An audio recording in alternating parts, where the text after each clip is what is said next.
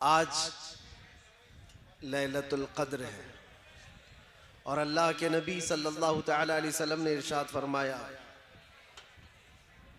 रमज़ान में जिसने ईमान के साथ क़याम किया, मन क़ामा, क़ामा का मतलब होता है खड़ा होना, जो रमज़ान की रातों को खड़े होकर के गुजारा है, अल्लाह ताला फरमाता है, रसूल करीम सल्लल्लाहु अलैहि वसल्लम फरमाते हैं, गुफ़िर लहू मा तक़द्दम मिन ज़म्बिही व मा तअख़्ख़र,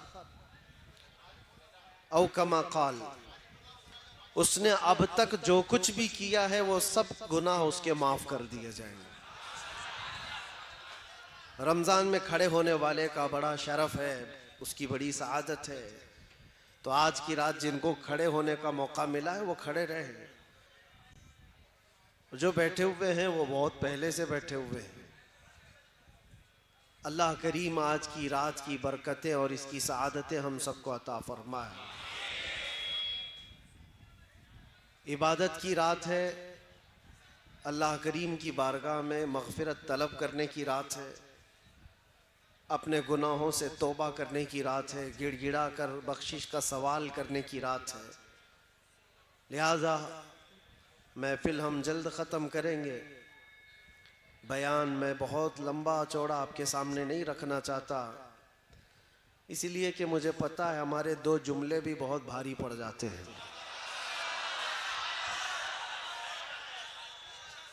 पूरी तकरीर के लिए सहन करने की अभी ताकत लोगों के अंदर मौजूद नहीं है, और ख़ास तौर पर हम ऐसे दौर में जी रहे हैं जहां क्रिटिसाइज भी किसी का नहीं किया जा सकता। नाम के लिए लोग कहते हैं हमारा सीना बहुत कितने इंच का है, लोग कहते हैं 56 इंच का है, 55 इंच का है, 54 इंच का है, लेकिन बर्दाश्त की ताकत 1 इंच की भी नहीं। बर्दाश्त की ताकत, इसीलिए हम लंबी चौड़ी तकरीर नहीं करना चाहते, 2 जुमले ही काफ़ी हैं। शायर ने बहुत अच्छे अंदाज में कहा है, तूफ़ान नूह लाने से ए चश्म क्या फ़ायदा, 2 बूंद ही बहुत हैं अगर तुझे असर करे, 2 बूंद ही बहुत हैं अगर तुझे असर करे। और हुब्बे रसूल में मुस्तफ़ा करीम सल्लल्लाहु अलैहि वसल्लम के कदमों को अपनी नज़रों में रख कर के सरशार होकर जब कोई बोलता है तो मेरे अजीज़ों उसके हर लफ्ज़ में असर भी होता है। और वो जुमले सिर्फ तकरीर के महफिल के दरमियान नहीं रहते, रब तबारक व तआला पूरी कायनात में उसको फैलाता है। आज से 2 साल पहले हमने एक छोटी सी मस्जिद थी जिसमें 50 लोग बैठे होंगे, और उन्हीं 50 लोगों के बीच में जज्बे हुब्बे रसूल में सरशार होकर एक कुत्ते को ऐलान किया था जो बहुत ज़्यादा भौंकता था नामे रिसालत पर, हुजूर पाक सल्लल्लाहु अलैहि वसल्लम पर। मैं ये बात क्यों कह रहा हूँ?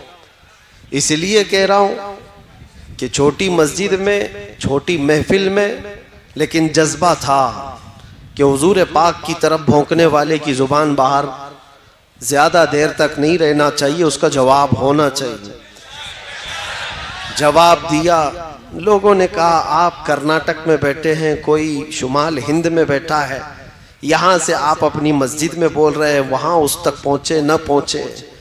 मेरे अजीज़ों, रब्बे ज़ुल जलाल की ताकत और क़ुव्वत पहुँचाने का उसका जो निज़ाम है उस पर तुम्हारा कैसा यकीन होना चाहिए बताता हूँ।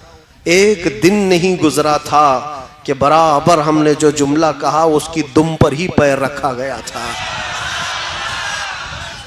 जहां पहुंचना था वहीं पहुंचा, और हमने तो सोचा कि ये बात शायद कर्नाटक से निकलकर मुंबई तक आई होगी, मुंबई से निकलकर आसपास गई होगी, लेकिन हफ्ते भर के बाद पता चला कि अमेरिका, न्यूजीलैंड, ऑस्ट्रेलिया, अफ्रीका, सब जगह ये बात पहुंची हुई। अब फिर ये एहसास हुआ पहुंचाता कौन है, ये बातें कहां से कहां तक चली गई। मेरे अजीज़ों, लोग कहते हैं सोशल मीडिया के ज़रिए से पहुंच गई होगी। सोशल मीडिया में हज़ारों लोग भरे हुए हैं, तमाशे कर रहे हैं। ये बात हर मोमिन तक और हर बच्चे तक कैसे पहुंची। इसीलिए मेरा ये यकीन है अल्लाह के नबी सल्लल्लाहु अलैहि वसल्लम की इज्जत पर बात करते हो और हुब्बे रसूल में सरशार होकर करते हो तो फिर अपने आसपास माहौल क्या है ना देखो, बोलना तुम्हारा काम है, पहुंचाना मेरे रब की शान है। तुम्हारा एक नारा भी, तुम्हारा एक जो जज्बे हुब्बे रसूल में सरशार होकर के आह निकालते हो, ये भी बहुत दूर तक आवाज पहुंचती है, बहुत दूर तक आवाज पहुंचती है। मैं तो सुबह शाम दोपहर रातें सब काट करके आया हूं अंदर से।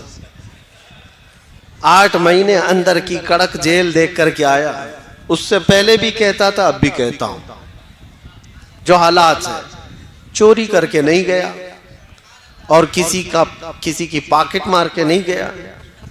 सबको पता है, पूरी दुनिया भी जानती है, और जो लेकर के गए वो भी जानते हैं किस लिए लेकर के गए, किस लिए बिठाया और किस लिए इतनी देर तक रुकाया, सबको पता है। उन्हें मालूम था कि इसको अंदर रखा गया इसलिए कि नाम रसूल पर ज्यादा बोलता है, हुजूर पाक की इज्जत पर बोलता है।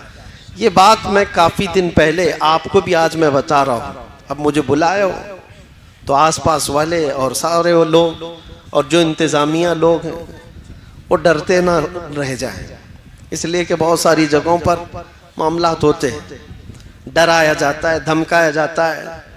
किसको बुला रहे हो, उसको बुला रहे हो, पहले ही से उनको टाइट कर दिया जाता है कि अरे माहौल खराब हो जाएगा, इतना बिगड़ जाएगा, ऐसा हो जाएगा, वैसा हो जाएगा। जो इंतजामिया होती है वो बेचारे कुछ भोले भाले हों तो वहीं ढीले पड़ जाते हैं, बहुत शौक से हमारी तारीख लेते हैं। उसके बाद जब दिन करीब आते हैं और प्रेशर आता है तो उन्हें समझ में आता है कि हम तो किसको ला रहे थे। उनको लगता है बहुत बड़ा कुछ होने वाला है। मैं कोई बहुत बड़ा नहीं हूं और ना ही मेरे अंदर कोई बड़ी ताकत है, लेकिन जिस बात का खौफ दुनिया को सता रहा है वो ताकत हर मोमिन के पास है, और उस ताकत का नाम इश्क़ मुस्तफ़ा है। मैं आपको इसलिए ये बात अर्ज कर रहा हूं, शुरू में तमहीद बता देता हूं। हमारे शुमाल हिंद के एक मौलाना साहब थे, यूपी के रहने वाले। हम किसी जलसे में गए थे और वापस आए तो उन्होंने कहा कि हजरत मुझे पुलिस वालों ने उठा लिया था। मैं स्टेज पे बैठा था, आपके बाजू लब्बैक लब्बैक के नारे में बहुत लगा रहा था। मुझे उठा लिया और सुबह से शाम तक बिठाया। मैंने कहा क्या हुआ, डर गया इस बात से, और कोई जुर्म तो नहीं किया और कोई क्राइम तो नहीं किया? कहा नहीं, कभी कोई जुर्म नहीं किया, कभी कोई क्राइम नहीं। मेरे ऊपर तो ट्रैफिक रूल तोड़ने का भी कोई कानून लगा नहीं है अब तक। बस इसी बात पर मुझे उठाकर ले गए और बिठाए। मैंने कहा मौलाना अब इसमें डरने की क्या बात है, फख्र से कहो दुनिया चोरी करके थाने जाती है और तुम रसूल का नाम लेकर के गए हो। कल क़यामत के दिन इसका सिला हुजूर की बारगाह में पेश कर लेना।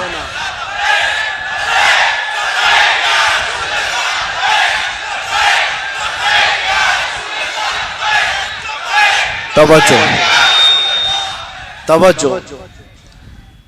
ये जिस तरह के माहौल में हम जी रहे हैं मेरे अजीजों, एक बात याद रखो, कुरान पाक में अल्लाह ने फरमाया इन्नल्लज़ीना क़ालू रब्बुनल्लाहु सुम्मा इस्तक़ामू, बेशक वो लोग जिन्होंने ये कहा हमारा रब अल्लाह है, फिर सुम्मा इस्तक़ामू उस पर जमे रह गए, डटे रह गए। रब ताला फरमाता है ततनज़्ज़लु अलैहिमुल मलाइका, उन पर अल्लाह के फरिश्ते उतारे जाते हैं, उन पर अल्लाह के फरिश्ते उतारे जाते हैं। अल्लाह तखाफू वला तहज़नू, वो फरिश्ते तुम्हें ये कहते रहते हैं अब डरना मत, गम मत करना। तुमने ये कहा है ना हमारा रब, कहते हो कि नहीं कहते हो? डर कर कहते हो, दब कर कहते हो, छुप कर कहते हो? अल्लाह तुम्हारा रब है, इसमें न डरने की जरूरत, न दबने की जरूरत, न छुपने की जरूरत। जब जब कहना है अल्लाह अकबर बुलंद आवाज से खुले आम सरे आम कहा जाएगा। क्यों? अल्लाह पर ईमान लाने के बाद जो बंदा जम गया, डट गया, मेरे रब का वादा है कि उसकी हिफाजत के लिए अल्लाह फरिश्ते उतारता है, उसकी हिफाजत के लिए फरिश्ते उतारता है। यकीन होना चाहिए तुम्हारा। मेरे अजीजों, कुछ नहीं होगा। अल्लाह तखाफू वला तहजनू, वो फरिश्ते भी ये कहते हैं अब डरो मत, गम मत करो। वाबशिरू बिल जन्नति लती कुंतुम तुअदून, इतनी ही बात पर फरिश्ते ये बशारत भी दे जाते हैं, अल्लाह ने जिस जन्नत का तुम्हें वादा किया है सुनो बहुत करीब है, तुम्हें उस जन्नत की बशारत देते हैं। और फिर फरिश्ते साथ में ये भी कहकर जाते हैं नहनु औलियाउकुम फिल हयाति दुनिया व फिल आखिरा, डरना मत है मोमिनो। अल्लाह फरमा रहा है हम दुनिया में भी तुम्हारे मददगार हैं और आखिरत में भी मददगार हैं। अल्लाह फरमा रहे हम मददगार हैं।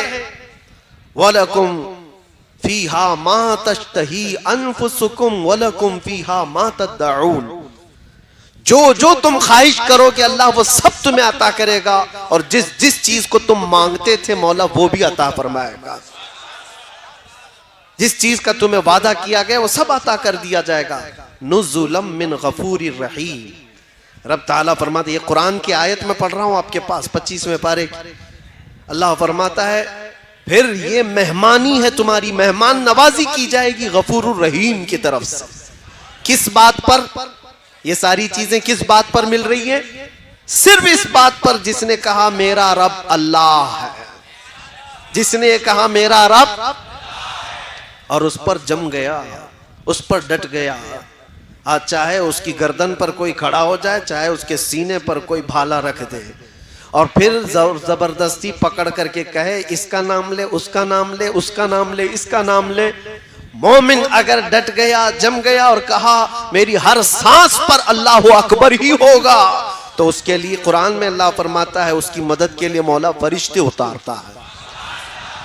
अब यहां पर एक सवाल होता है, एक सवाल कि मौलाना इतनी चीजें अगर है, अल्लाह कह देने पर फरिश्तों की मदद होती है, तो फिर ये फिलिस्तीन वाले तो अल्लाह अकबर रोज कहते हैं और उनकी मदद क्यों नहीं होती? फरिश्ते कब आएंगे, कब उनकी मदद करेंगे? तुम्हें इस तरह के शक व शुबे में डाल करके डगमगाया जाता है, तुम्हारे पांव में जलजला लाने की कोशिश की जाती है। कुछ नहीं, मौलाना लोगों की बातें। मेरे अजीजों, मैं जो बात कह रहा हूं ये मौलाना लोगों की बात नहीं, अल्लाह का कलाम पढ़ रहा हूं।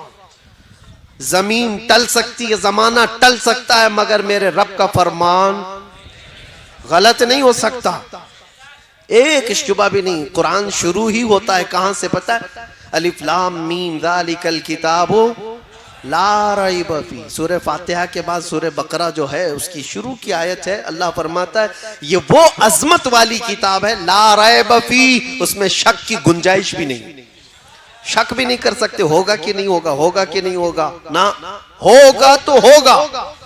और अल्लाह फरमा रहा है तुम्हारी मदद के लिए फरिश्ते उतारे जाए। अब ये जो सवाल है उसको मैं बताता हूं, इन हालात में उन मजलूमों की मदद क्यों नहीं हो रही है, उनके लिए क्यों फरिश्ते नहीं उतरते? मेरे अजीजों, क्या तुम देख रहे हो कि उतर रहे हैं कि नहीं उतर रहे? हम देख रहे हैं कि फरिश्ते आ रहे हैं कि नहीं आ रहे? जो वहां के हालात हैं ये बज़ाहिर हमें नजर आते हैं, लेकिन अल्लाह का वादा सच्चा है, सच्चा है और सच्चा है। जिसके साथ अल्लाह तबारक व तआला भलाई का इरादा फरमाता है उसे शहादत के मकाम पर पहुंचाता है, और जिसको शहादत मिली है, जिसको शहादत मिली है, जानते हो पूरी कायनात समेट करके लाओ, शहीद के नाखून के बराबर भी नहीं होगी। पूरी दुनिया समेट करके लाओ, शहीद के नाखून के बराबर नहीं हो पाएगी। शहीद को अल्लाह तबारक व तआला जो मकाम अता करता है, हदीस पाक में है, उसकी रूह निकलने से पहले उसे जन्नत दिखाई जाती है, उसे जन्नत में उसका ठिकाना बता दिया जाता है। तो क्या ये अल्लाह की मदद नहीं है? क्या ये अल्लाह की रहमत नहीं है? सहाबा, ताबईन, औलिया सबों ने ये दुआ किया कि अल्लाह तेरे रास्ते में हमें मौत आए तो शहादत की मौत आए। किसी शहीद की मौत पर तुम फख्र करते हो कि नहीं करते हो? शहीदों को हम जिंदा कहते हैं और कुरान भी कहता है तो उन मोमिनीन के साथ जो आज जुल्म हो रहा है, वो यूं ही नहीं मारे जा रहे हैं, बल्कि उनकी हर मौत शहीद की मौत है। वो शुहदा हैं, शहीद हैं, उनको अल्लाह ने जो जन्नत का वादा फरमाया वो मिलकर रहेगा। लेकिन तुम्हारा इम्तिहान है, चाहे तुम्हारे सामने कोई मर जाए, कट जाए, कत्ल हो जाए, जुल्म के साथ कोई पकड़ा जाए, मारा जाए, तुम अपने ईमान के साथ अगर बाकी रहते हो तो ये अल्लाह का वादा तुम्हारे साथ है। ईमान के साथ। कौन सा ईमान? मैंने कहा है मेरा रब, हमने क्या कहा है? हमारा रब, और फिर उस पर जमे रह गए, उस पर जमे रह गए। ये ईमान का ऐसा हिस्सा मैं तुम्हें बता रहा हूं। हदीस पाक में मेरे आका सल्लल्लाहु अलैहि वसल्लम फरमाते हैं, जिसके दिल में ईमान आ गया फिर वो कुफ्र और शिर्क से इतनी नफरत करता है जैसे अंगारे में हाथ डालने से नफरत करता है। आग के तंदूर में हाथ डालना पसंद करता है कोई? कोई पसंद करता है? आग के तंदूर में हाथ डालने को जितना ना पसंद करते हो, ईमान वाला कुफ्र और शिर्क से उतना ही बेजार रहता है, उतनी ही दूर भागता है। चाहे जैसे भी हालात हो। लोगों को आज पता नहीं क्या हो गया। मैं तो अपना मैसेज दे करके रहूंगा।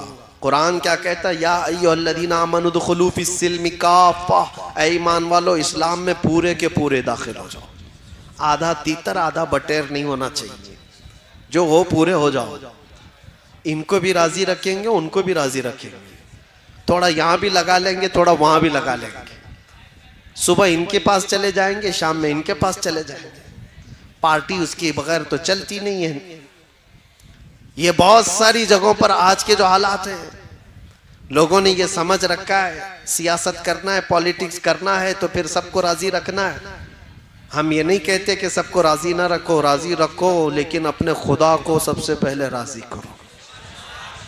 और अल्लाह बेहतर जानता है, उसको तुम राजी रखोगे पूरी दुनिया को अल्लाह तुमसे राजी करा देगा। उसके दस्ते कुदरत में है वो बंदों को राजी कराना। हजारों नहीं लाखों के दिलों को मौला तुम्हारी तरफ फेर देगा, बस उसको राजी करो। जब रब तबारक व तआला फजल फरमाए किसी पर तो बगैर किसी प्रचार के लोगों को उसकी तरफ फेर देता है, फेर देता है। ये मैंने प्रैक्टिकल अपनी लाइफ में देखा। उन इलाकों में मैं गया जहां का नाम कभी जिंदगी में नहीं सुना, ना कभी पढ़ा, ना किसी और से सुना, बिहार, बंगाल, झारखंड या उसके अलावा। लेकिन देख करके हैरत होती है, वो अनजान लोग जिनसे हमारा कभी कोई ताल्लुक नहीं, घंटों हमारे इस्तकबाल में रास्ता तकते खड़े हैं और देखते ही मोहब्बतों का वो नजराना, मोहब्बतों से वो उनकी आवाजें, ऐसा लगता है सदियों पुरानी हमारी कोई मुलाकात है। आज मैं पहली मर्तबा तुम्हारे इलाके में आया, ये जोशो खरोश, ये जो मोहब्बतों के तोहफे, जिस तरह से लोगों का ये इस्तकबाल, ये किस लिए है, किस लिए है? ये सारी चीजें देख करके मुझे कभी अजनबियत नहीं लगती कि हम कोई नए लोग हैं। ये महसूस कराती है ये मोहब्बत कि बरसों पुरानी कोई मोहब्बत है। ये मोहब्बत मेरी अपनी कमाई हुई नहीं है, ना ही मेरे जुबान का कमाल है, ना ही मेरे कोई जिस्म का कमाल है, ना मेरे इल्म का कमाल है। मौला करीम रब्बुल जलाल जब चाहता है कायनात के चप्पे चप्पे को किसी इंसान की तरफ फेर देता है। मैं बात कर रहा हूं ताजदारे मदीना की, और मौला ने सारे लोगों के जहन और दिमाग को हमारी तरफ फेर दिया है।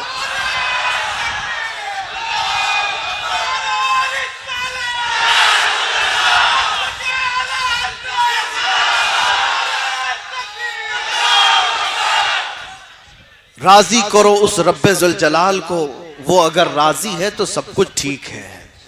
अगर वो उसी को नाराज किया और फिर दुनिया को राजी करते करते थक गए, क्या मिला, क्या हासिल क्या है?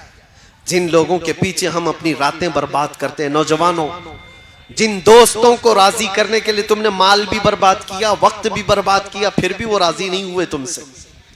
एक दिन उनके साथ कुछ तुम्हारा बुरा हुआ, वो सारी पुरानी यादें सब खत्म कर दिएंगे, सब ताल्लुकात मिटा दिए जाएंगे। दोस्तों के लिए तुमने अपने माँ बाप के साथ बैठना छोड़ दिया, दोस्तों की वजह से तुम अपने घर में वक्त देना कम कर चुके हो। इस दुनिया को राजी करने के लिए क्या क्या नहीं किया, लेकिन वो राजी कभी नहीं होती। और अगर तुम्हारे 4 दोस्त हैं तो चारों को एक साथ राजी रखो, ये भी मुश्किल है। हो सकता है तुम्हारे किसी काम से 2 राजी और 2 नाराज। ये तो 4 का मसला बता रहा हूं। और जिसको 4000 के बीच में जीना है वो कब तक उन सबको राजी करता रहे? एक एक इंसान को राजी करते करते उसकी लाइफ खत्म हो जाएगी। फिर बाद में पता चला उम्र ढल गई, इनमें से आधे भी राजी नहीं हुए। होता ही यही।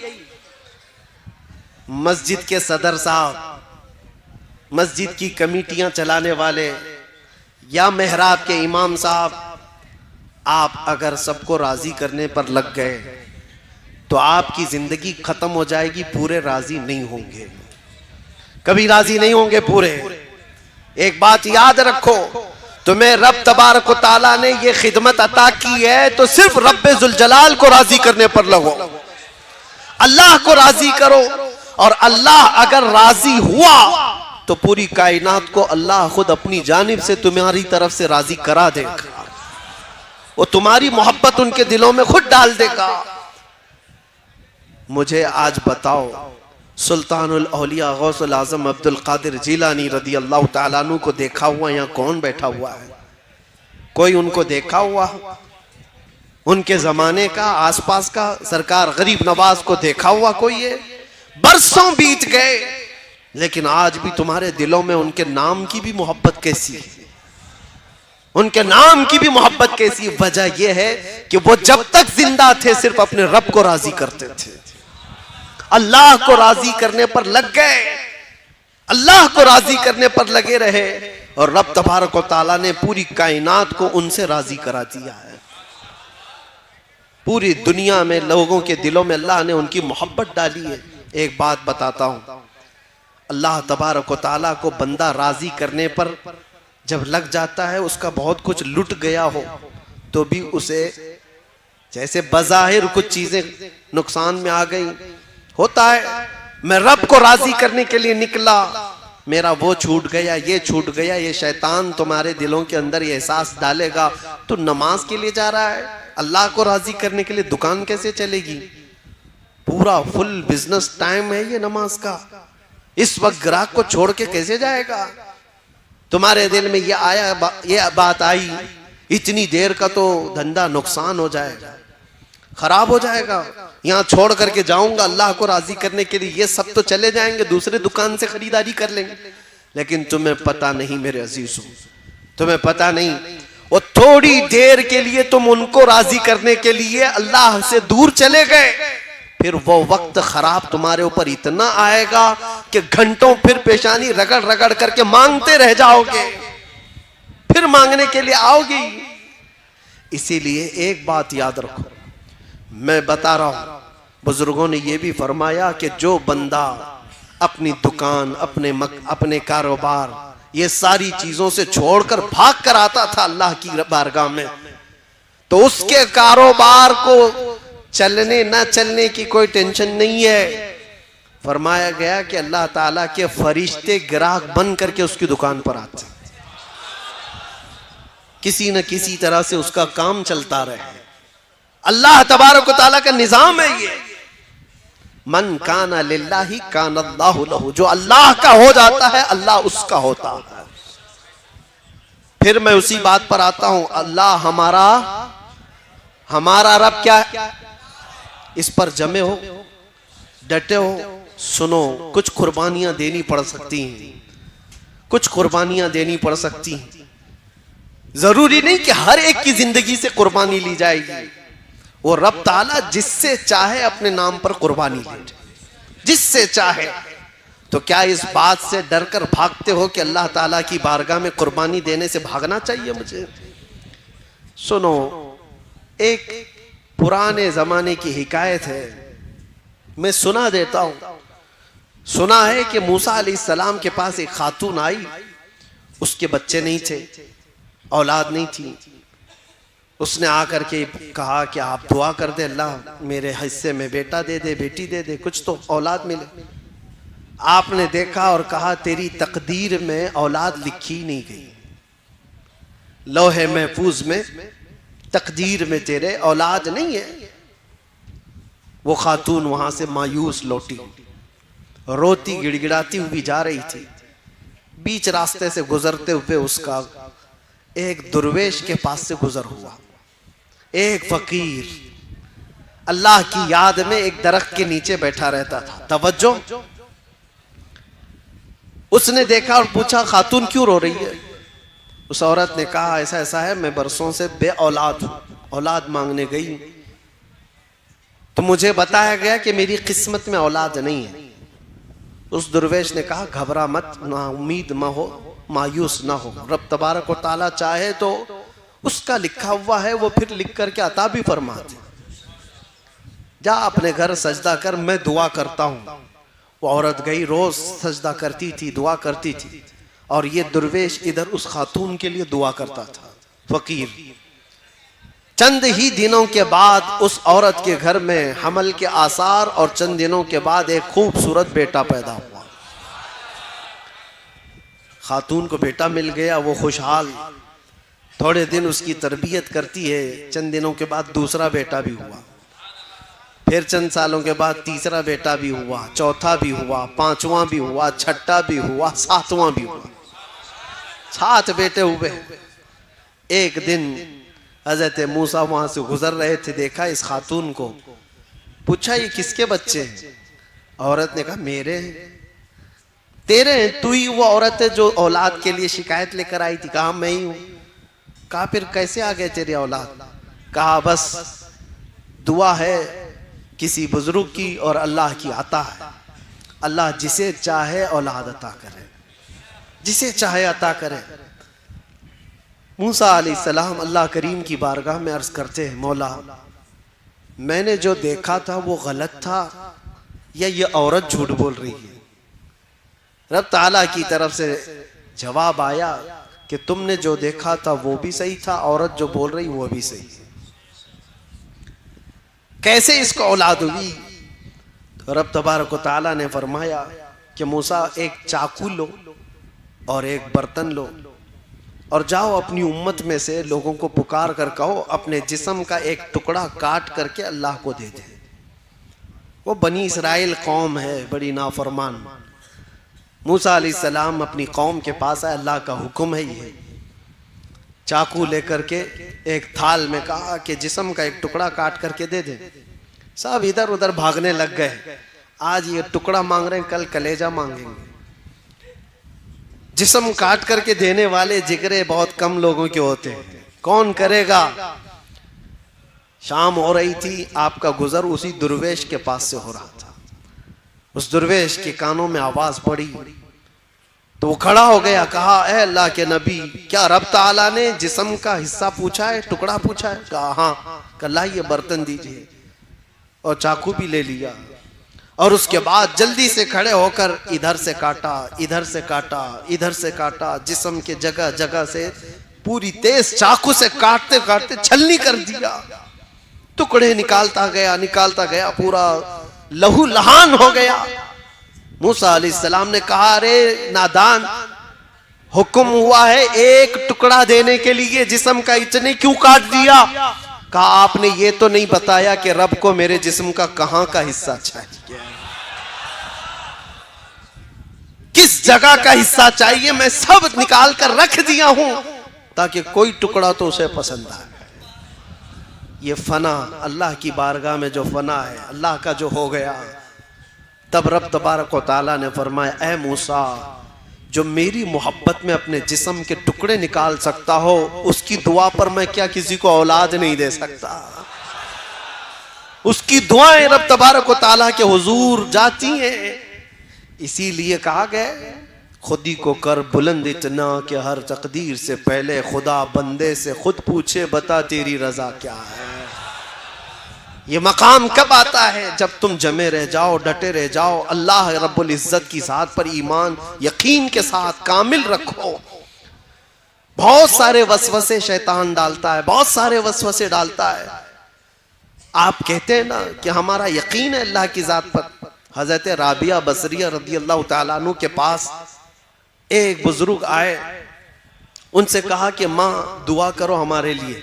हजरत राबिया ने पूछा, क्या दुआ करो? कहा, इतनी दुआ करो अल्लाह हमसे राजी हो जाए।